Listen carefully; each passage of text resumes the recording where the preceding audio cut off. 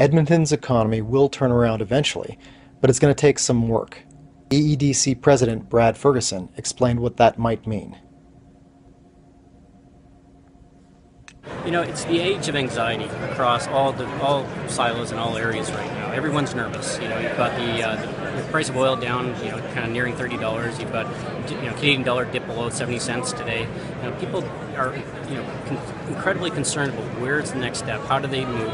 And what I wanted to really talk about today is this is the time where you need to invest. This is the time that you have to do those foundational things that prepare you for when things do turn.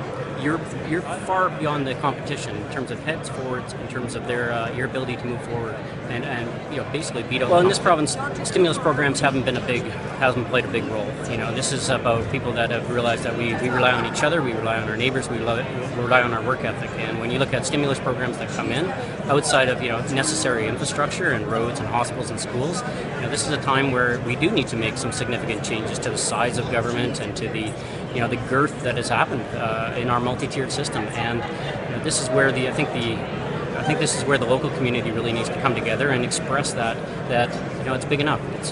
We can take it from. Government can go ahead on infrastructure spending on roads, hospitals, and schools, and that doesn't need to make a return on investment.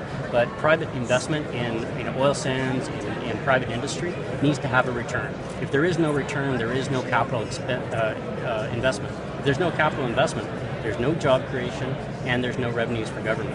So, you know, that is a critical component to the Alberta economy. Always has, always will. The Alberta energy sector will return stronger and more powerful than ever before.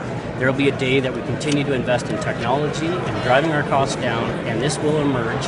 And it could be at $19, it could be at $29, I'm not sure. But this part of our economy is a powerhouse, and it will continue to be a powerhouse for years to come. So that investment in technology and driving costs out of the system still needs to be made during a downturn, and that prepares us for huge. We've just got so enamored with debt right across the world, not just locally, but it is a dangerous, slippery slope that isn't about the people in the street, it's actually about the next generation, and that's my number one concern is what is the burden we're going to pass on? And when we look at other provinces like Ontario, right now I use that as an example, is downright scary.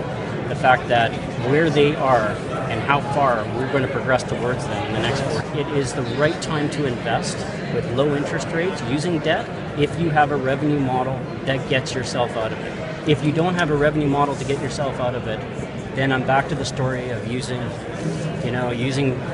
credit cards at university and student loans to pay off your beer money. It's not going to. We better get used to it. We have to drive down the cost of our production using technology, using alternative uses of labor costs, everything like that, driving it out of the system in order to make that profitable. This is not an industry that's just going to go away, but we can learn a lot. You look at the adoption of technology in the United States right now, significantly faster and more aggressive than what we're doing here. We need to take a much more aggressive stance and make sure this industry, which has been our bread and butter in this province for so long, needs to continue to be invested in and be competitive at those lower. For the Edmonton Sun, I'm Dave Lazarino.